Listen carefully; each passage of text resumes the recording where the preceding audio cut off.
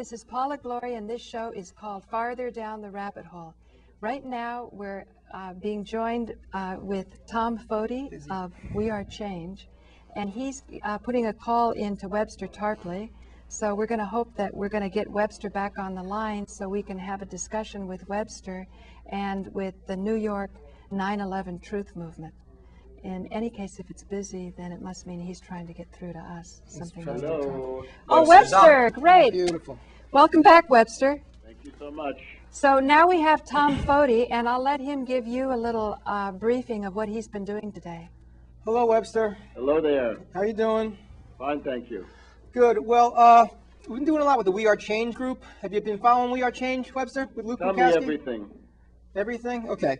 There is a national movement now to do something on the 11th of every month. Okay. To bring awareness throughout the whole country. Hey, it's the 11th. It's We're the 11th, doing it. right. And we had a video out about the 11th of April.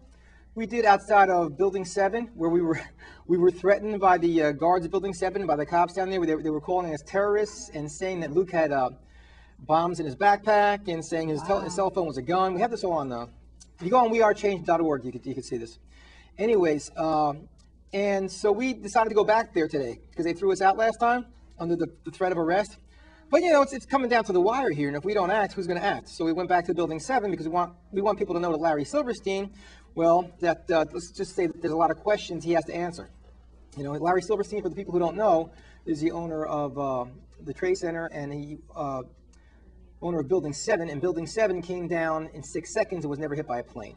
So we went over to Building 7 and we protested right in front to there today. We actually got a little more confrontation with the police, although we were very cordial to each other. Because you don't want to get arrested, right? That's not the point of this exercise. No, we do not want to get arrested. We are on the police's side because we believe that the officers from the Port Authority and the NYPD and all the other officers who died on 9/11, you know, that they are as much in our hearts as anybody else's, and even more because, you know, they're public servants. Right. So when I say confrontation, let's just say that we had a discussion and they wanted us to move away from the building. But after talking with them and after some petitioning from Luke and I, we actually got them to, like, quote unquote, allow us to bring the banner straight in front of Silverstein's building again. You know, it's an incredible thing. So we're doing that every 11th of every month, Webster. And you know, I enjoyed your book, by the way, Synthetic Terror, very much. And what we're trying to do is we're trying to get people out on the streets and being active and to instead of radioactive. Right.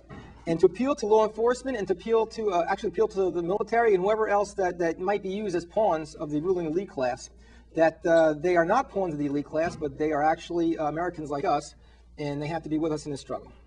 So, Webster, what guidance do you give to the youth here Well, congratulations, first of all, on all those things that you mentioned, and that's all extremely interesting and very good. Thanks, Webster. This, however, what I would recommend is something a little bit targeted in a different way. Go ahead. I saw what Luke did vis-a-vis Zbigniew Brzezinski, and I think this is the right track. This is the technique that you've got to refine and develop and take to new levels of achievement. It's essentially what you've got to do is, rather than having a demonstration which is just, you know, happens to be viewed by passersby or maybe not, you've got to enter the media food chain and force the media to cover you, and this can be done. And the example now is what the Austin, Texas 9/11 Truth Squad, the Project for the New American Citizen, has been able to do. They've gone and they've gotten William Crystal, did a wonderful job on him, but above all, this intervention against John Kerry and Teresa Heinz Kerry, at least they're not a present presidential candidate, but a former one. You've got to get establishment bigwigs, top oligarchs, figures of the ruling class, and confront them on 9/11 truth in the classic 9/11 Truth Squad manner. And that means, ideally, two people dressed differently, looking differently, right? One in a suit, one scruffy, or whatever you want to do, question and follow up, and a third person who, if not a camcorder in hand, has a one of these cell phones that they can't take away from you because that's your cell phone. So you can take that anywhere that people are allowed to go in. And the priority people that you've got to intervene on are obviously Hillary Clinton, Rudolph Giuliani, Barack Obama, John Edwards, John McCain, Mitt Romney, and these people. What we've just had is a case study. It's a classic study why that will work, and it did work. In other words, this is something that started back in January 20th in Dover, New Hampshire. We had a discussion about it at a meeting. People knew that Senator Dodd was going to be a couple hundred yards away. They went over there. They intervened. They didn't have a camera person, but they got it into the local press. Right. In the meantime, this has been done in Los Angeles. It's been done in San Diego. There's a group at Temple University, State University of New York, Buffalo. There's another group in New England. And, of course, this Austin group. The Temple group is also extremely active. They did Jesse Jackson here on January 27th and some other things.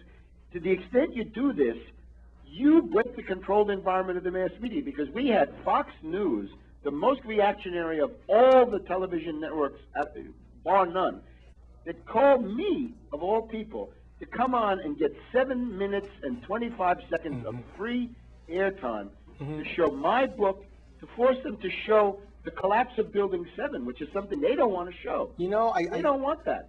They showed the collapse of Building 7? Yeah, sure. They showed a film of the collapse of Building 7. Maybe not the best one. I had gotten some stuff from the people at 9/11 Blogger, and they said you should send them to Jim Hoffman's website, World Trade Center 7. Right. WTC7.net, right. And there you can choose from 3 of them. And I talked to one of their producers, and I said, look, if you want to get some real good footage, you can use this. And he said, no, thank you. We have it in-house. Yeah. So they don't want to pay copyright to anybody. But they did show the collapse of Building 7, and I was able to go through all the stuff about 5:20 in the afternoon, no plane, very minor fire, far away, Vesey Street, Building 6, crater, and I got to say, a whole bunch of stuff about Bin Laden, a psychotic patsy, a group of actors, a rogue network. Above all, I got to say, Cheney wants a new 9/11. Cheney wants it as a pretext for an attack on Iran. The point of learning what happened on September 11th is to head off the new one. And essentially, if we had tried to buy, we as a movement, you want to go and buy 7 minutes and 25 seconds on Fox News? You got about 1.5 million viewers you're going to pay through the nose. There's no way in the world we can do that. But because of the intervention, the political intervention, in other words, it's a targeted political intervention that says, what's the one point, right? Like, the Death Star, where the guy's got to attack the Death Star, but there's only one point where you can do it.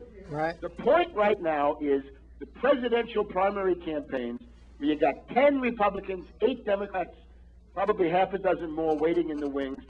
Iowa, New Hampshire, everywhere else, totally uncontrollable. No totalitarian controls can control what happens. And above all, the 2 people that need it most are Giuliani and Mrs. Clinton, and they are people who, for reasons that are too obvious, come to Manhattan all the time.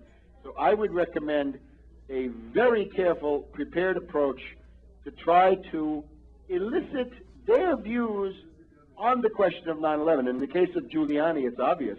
Right. Mr. Mayor, you were told at 9:30 in the morning to vacate your command center in World Trade Center. Right. This all stuff I would have said if these guys had stopped screaming at me.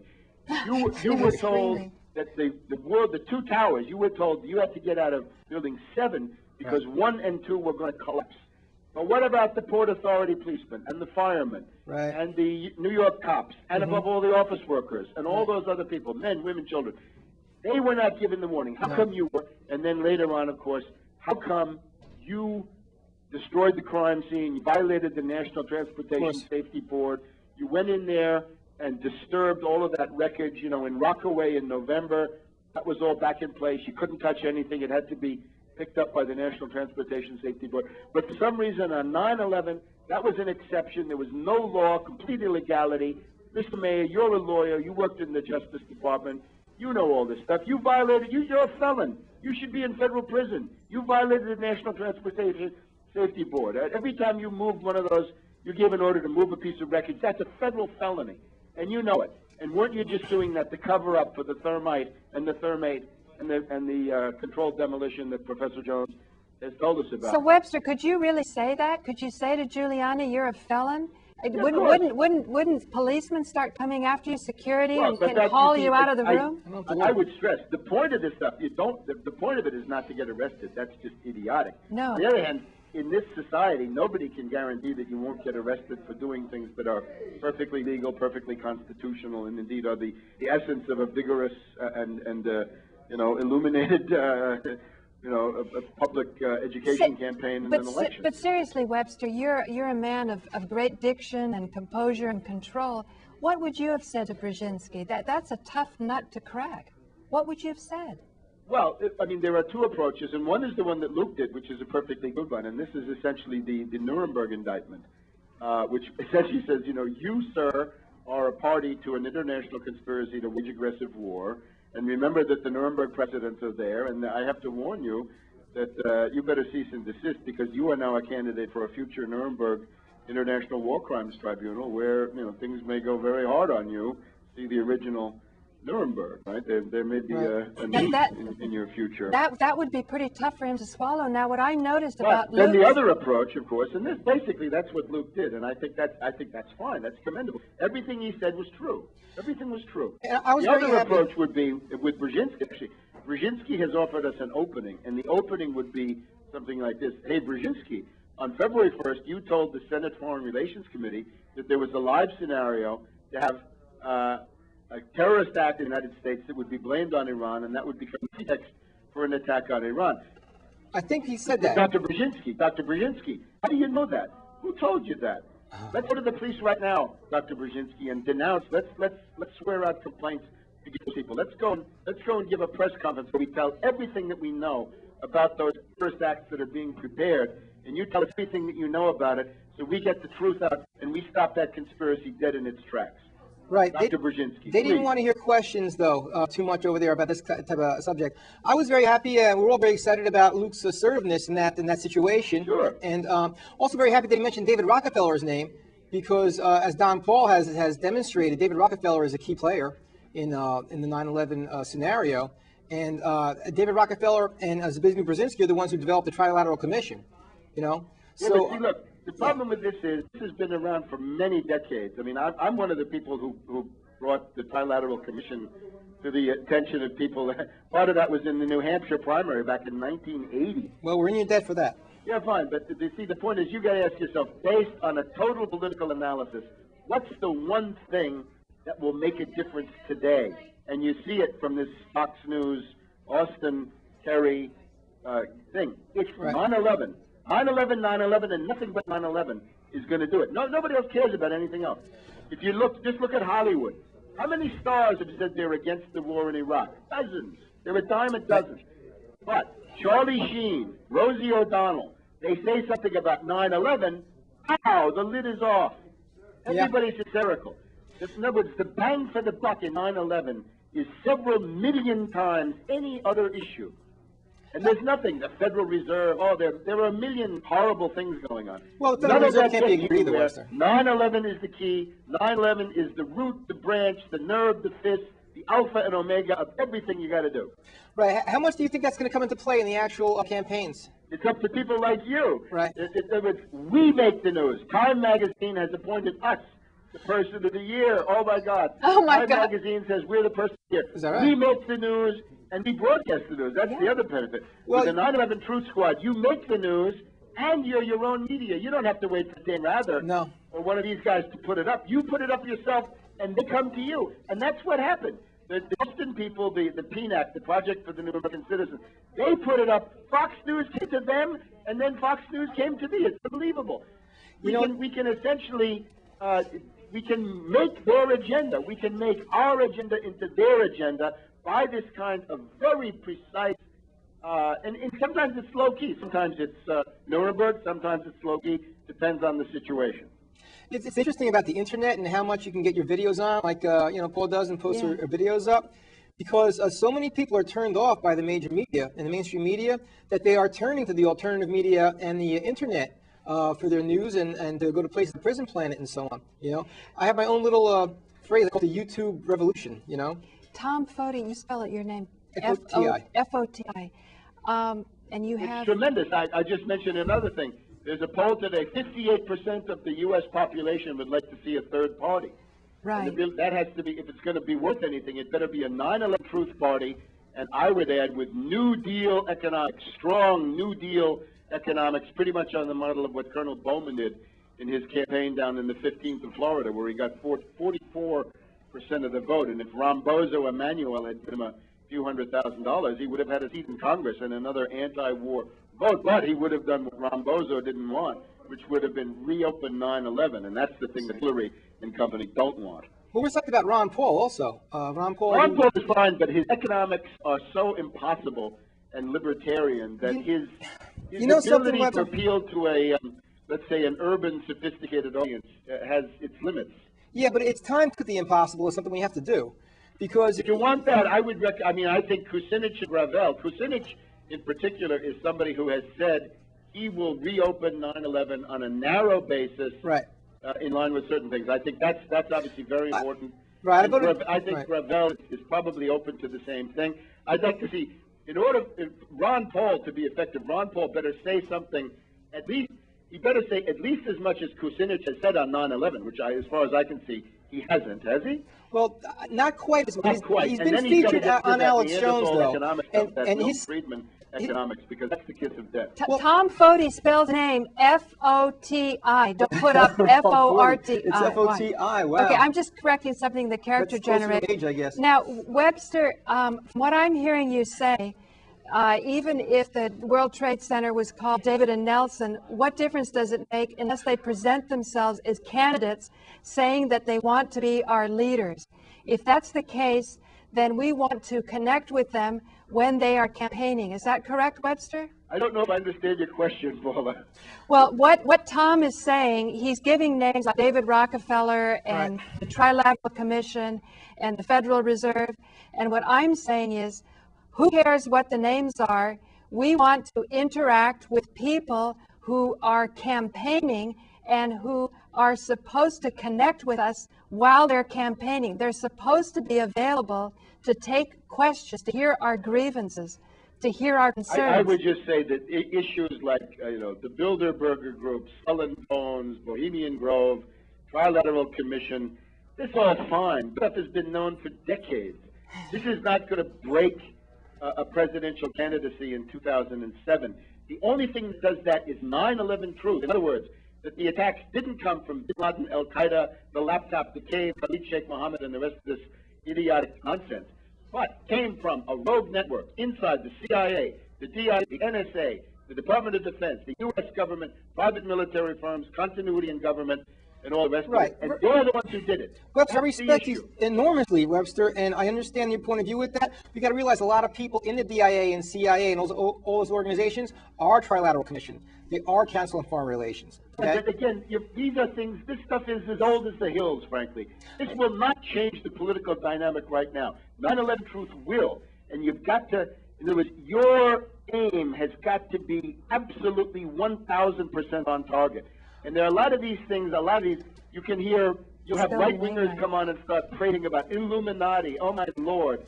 This leads nowhere. It leads into a desert. The question is, the September criminals, the rogue network, the creeps that brought the 9/11, that's where you hit pay dirt. That's where you get 1 million times the bang for the buck. I understand. And the peace movement. The peace movement says, oh, the military-industrial complex wants to maximize their profits. Yeah, what else is new? We've had 9/11, for God's sake. We've had all these people killed and the things. You've got to go for 9/11, 9/11, 9/11. I understand totally. The last thing I want to do is disagree.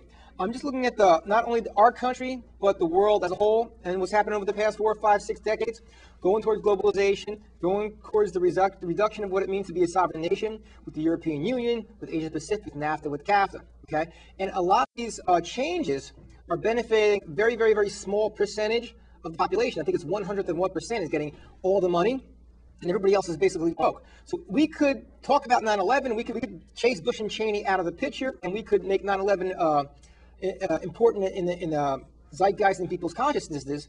But unless we address, in my opinion, the root cause of a lot of the problems over the past 50, 60, even 100 years, it's going to be meet the new boss, since the old boss. So this is the heart of my own argument, which is that you've had this, it's essentially a bankers network. Yes. It goes back to the City of London and A.P. Morgan, and they took over the U.S. under Grover oligarchy. Cleveland in 1895, when Grover Cleveland was forced to bow down to the power of J.P. Morgan in the middle of a British orchestra run on the dollar. Then you get the blowing up of the Maine, the Spanish-American War, the founding of the empire, the assassination of McKinley, coming of the lunatic Theodore Roosevelt, Another Morgan puppet was Right. Woodrow Wilson. Right. The Federal Reserve System, the entry into World War I, pure lunacy. Right. Attempts to kill, frankly, a lot of the problem with this stuff is a lot of people don't realize that the only two presidents to fight the invisible government have been Franklin D. Roosevelt and John F. Kennedy. Roosevelt successfully for quite a number of terms. Kennedy tried to repeat it and was liquidated. But this is the invisible government. They tried to assassinate FDR in 1933 before he took office. They tried to organize a Mussolini-style fascist march on Washington against Roosevelt, the so-called Morgan coup in the mid-1930s. And so on. So this is what you're dealing with. Now, I'm the first one to say don't focus on Bush Cheney, because these are obviously puppets. Right, exactly. And that, of course, we have people saying, oh, Howard Hunt says that LBJ in order to kill Kennedy. Ridiculous. LBJ is a puppet. Or they'll tell you FDR is responsible for Pearl Harbor. Ridiculous. Absolutely nonsensical. The people responsible for Pearl Harbor are Winston Churchill, Colonel Henry Stimson, George Marshall, Richmond K. Turner in the Navy, and the invisible government, in other words. It's been here all along. The notion that the president has any particular power is just an evidence. You owe me a show on that, Webster. You said you're going to do the Pearl Harbor one, so we'll do that in the future, right? Yes. Great, okay. Well, about Ron Paul, though, and when he says he wants to abolish the Federal Reserve System, I kind of have to like that. And I know that it's extreme. Fine, but what does he want to put in the place of it? The Federal Reserve System has got to be nationalized. Nationalized and made into a bureau of the U.S. Treasury. Fine. And the result of that is that the rate of interest becomes a matter to be voted on by the Congress as a result of political debate. One of the reasons we've had the atrophy of politics in the past 40-year cycle is because the most important economic decisions have been taken out of the legal government and put into the hands of this bankers' cabal at the Federal Reserve. And again, I wrote the book on the Federal Reserve. My Lord, we've been campaigning against the Federal Reserve for decades. There's nothing new in this per se. And again, your angle of attack is always 9/11. One of the things you do want to do, though, is to have, of course, the nationalization of the Federal Reserve. Right. You want to have the nationalization of a lot of banks. You want to slap a turnover tax. You want to put a Tobin tax, a security transfer tax on the quadrillions and quintillions of dollars that go through Wall Street in Chicago. You got 500 trillion of derivatives. Tax them. 1% tax on derivatives gives you $500 billion of revenue right there. Shift the tax burden to bankers, banksters, finance oligarchs. Get it off the poor, the middle class. But the Milton Friedman, the libertarian stuff is a failure. Libertarian stuff has been tried in Chile. That was wonderful. Milton Friedman is there to tell you government is the problem. Government is not the problem. You better have big government. You know why you need big government? Because it better be big enough and powerful enough to fight and defeat ExxonMobil, J.P. Morgan Chase, Halliburton, and all the rest of them, just in the same way that JFK was able to defeat U.S. Steel and Wall Street back in his time. Now, Webster, I want to encourage people to go to your website. Is it still how you spell your name? TARPLEY.net? This has not changed, Paula. This is going to be with .net. TARPLEY.net. What you can see there is you can get the Bush Spell his biography name for free. right. You can get some pieces of Against Oligarchy for free. What I'd really like you to do is go to Amazon.com and buy my book, 9/11 Synthetic Terror Made in USA, and one day, why not get George Bush, the Unauthorized Biography, 1992. It's still a gold mine. I have to refer to it basically every week. Not a week goes by that I don't need something out of that book. It absolutely is a gold mine, Webster, for many, many people. So you see that these 9/11 truth squads are the way to go, and also the drills. I think it's a guy named Abramson. Yeah, look, I just did for an article that's going to be published in an anthology in Europe by Giulietto Chiesa, Chiesa, of the European Parliament. Who's, by the way, Chiesa is the guy who made General Hayden of the CIA scream last week. Chiesa is part of a committee in the European Parliament that delved into CIA kidnapping, renditions, black sites, secret prisons, all the rest of this stuff, purely illegal stuff. Right. He made Hayden was squawking that the European Parliament was getting on his case and exposing his activities. Hayden said, I didn't kidnap 1,200 people, I only kidnapped 100. Anyway, the anthology is Giulietto Chiesa. I did now another survey of the drills going on 9/11. Okay. 25 plus.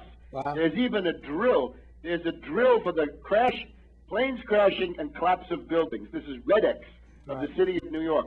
They even have a drill in the Department of Transportation to drill cell phone calls and airline hijackings. Remember how they used the cell phone calls to sell the story in the first couple of days, you know, to have the propaganda, sort of the Jessica Lynch syndrome, in this case with the cell phone calls. You've got all of that. You've got Unified Vision 01, which is the attack on Afghanistan being drilled months in advance.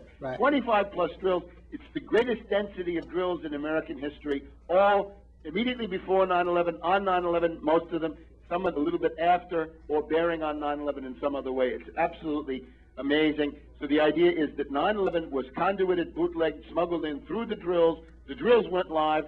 You have these guys in Needs in Griffiths Air Force Base. They say, wait a minute, something must have gone wrong. The hijacking is not supposed to happen for another hour.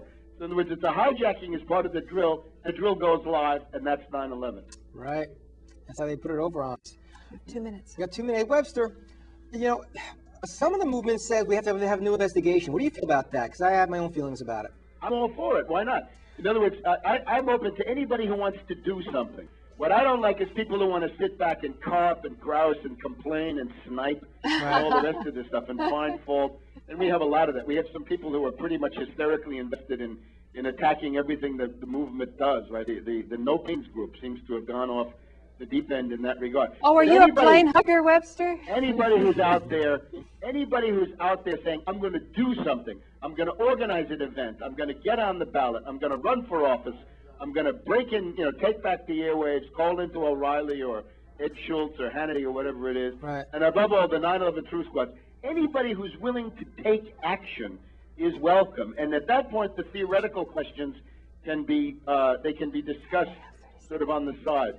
But again, if complaining is your gig, forget it. I don't care. It's too late for that kind of stuff. With you. Webster, But if you're willing to get out there and do something, you're welcome.